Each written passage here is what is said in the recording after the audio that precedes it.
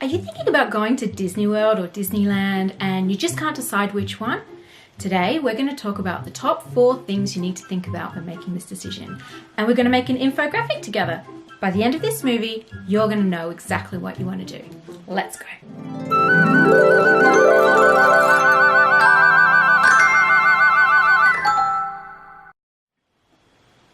Hey guys, it's Cara from Wonderland, where we do tips and tutorials to help you plan a magical, wonderful Disney vacation. So what I want to talk about today is deciding between Disney World and Disneyland. Hopefully you watched our last video and you've decided that you really want to go, but now you have to decide, where do you want to go? First thing I want to talk about is size.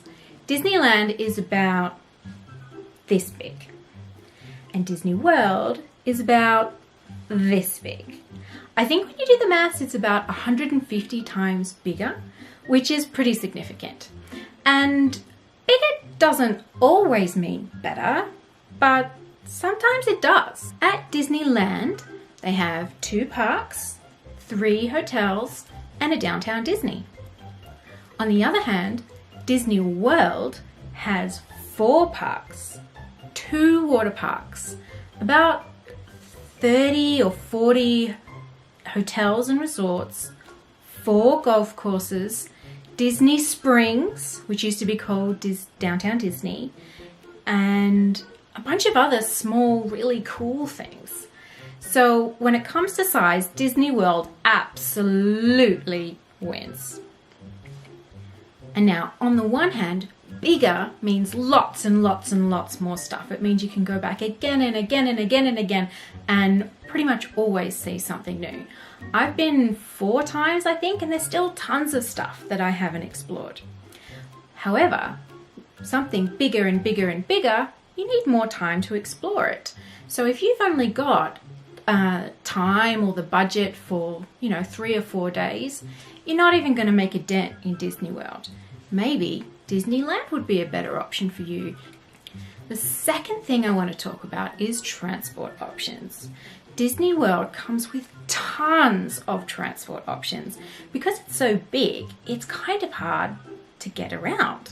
So they provide free transport to and from the airport. They have free buses, ferries, monorails. They now even have these minivans, which are like a Lyft/Uber service, which looks like a really cute little minivan. Conversely, Disneyland has just one little monorail that goes from Downtown Disney into Tomorrowland. And the reason that it doesn't have so many transport options is because it's small. When you look at the information on the website, it says that most of the things are within walking distance, which is fine, but walking distance at the end of the day, with a bunch of bags, maybe a pram, maybe a kid on your back, walking distance sucks. So I think in terms of transport options, Disney World is the clear winner. The other thing I love about Disney World is that you don't have to hire a car. As an international guest, I obviously don't have a car that I can just drive in and park, and I don't really want to hire a car because you have to drive on the wrong side of the road. So we've been to Disneyland, as I said, about 4 times, and we have never, ever, ever hired a car, and we haven't needed to. The third thing I want to talk about is planning. Now, obviously, I like planning. And Disney World lets you plan lots and lots and lots of tiny, tiny details into your holiday well in advance. For example, through the My Disney Plus experience, you're able to book all your dining reservations in advance, like well in advance. You can also book your fast passes in advance. You can book spa treatments and golfing and makeovers and all kinds of things well in advance. Conversely, at Disneyland, even with the Max Pass, which you pay extra money for, you can only book your fast passes on the day from inside the park. So if you're a person who likes to plan, that's not cool. There's a lot of unknown. So some people like to plan. And for people like that, Disney World is a clear winner because it means you can control everything that you want to do. You can have the whole thing planned out and know exactly what's going to happen. You can make a binder, you can do all of these things and know what's going to happen. Some people don't like to plan so much. They want to have a more spontaneous kind of day. Some people even find all the Disney World planning really overwhelming and really confusing. So depending on what you like to do, that's sort of going to determine the winner in this criteria. So the fourth and final thing that we have to talk about is obviously cost. And when you run the numbers, they're actually surprisingly similar. A few years ago, we were going to stay at Disneyland for 4 days. And when we totaled up the cost to stay on property and the tickets and all of that, it was actually ended up being cheaper for us to fly to Florida and stay at Disney World for a longer period of time. And the main determinant of that is this: the hotels at Disneyland are expensive. There's only 3 to choose from, and even the cheapest one is still pretty expensive. Conversely, at Disneyland, they have I think 40 different resorts at all the different price points. They even have a campground if you're so inclined, and they have somewhere where you can bring your caravan if you're so inclined. And I think it just gives you a lot more flexibility to choose the accommodation option that is going to suit your family and suit your budget. As we talked about at the beginning of the video, Disney World is much bigger.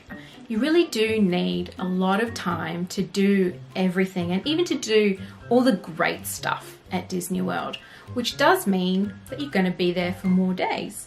And so it does drive up the daily cost. So being there for 3 days worth of food obviously costs less than being there for 10 days worth of food.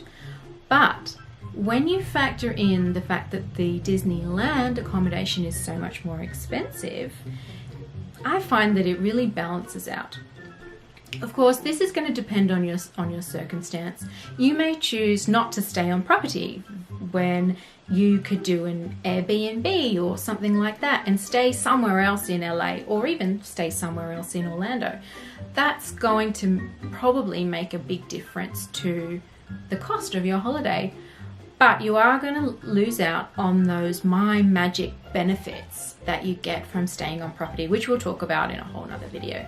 But I think overall, for me, Disney World, again, is the clear winner when it comes down to cost, because you're getting more stuff, you're getting more options, you can spend less on accommodation and more on more days. And even when you have to factor in the flight from LA to Orlando, we still came out on top by switching over to Disney World versus Disneyland. Okay, so now I've got a little bonus thing to think about, in that there are differences between Disneyland and Disney World in terms of the attractions that they offer. And there are a few things at Disneyland that you can't get at Disney World. 99% of what's at Disneyland you can have the same or even better at Disney World, but there are a couple of things that you can't get. For example, Disneyland has Toontown, where you can go into Mickey and Minnie's house and do things like that. I really wanted to do this a few years ago with my little girl. We'd watched some videos online and it looked really cute, but it wasn't enough of a draw card to make me go to Disneyland.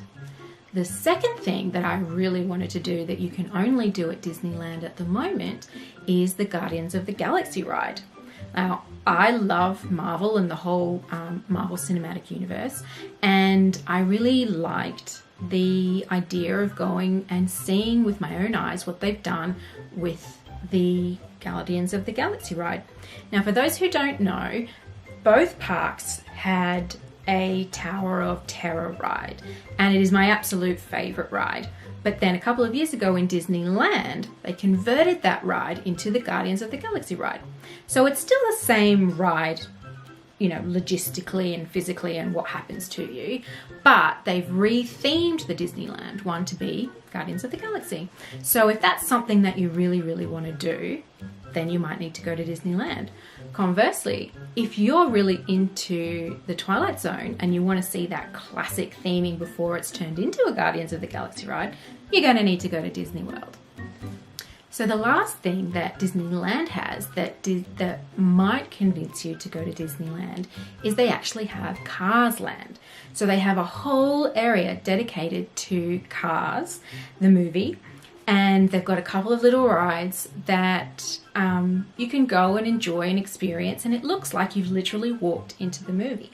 Now, the main ride is actually a replica of Test Track, which you find at Epcot at Disney World. So it's not enough of a draw to go for the ride, but the theming is really great. And if you have a kid who loves cars, then Disneyland might be for you. So that's it. We've finished our infographic. We've gone through the main things to think about. How are you feeling? Are you feeling Disneyland, Disney World? Let me know in the comments which one you've decided to go to. If this video has helped you, please give us a like. And if you want to see more content like this, please think about hitting the subscribe button. In the next video, we're going to go one step further. So you've watched the first video, you've decided you want to go. This video has helped you decide where you want to go.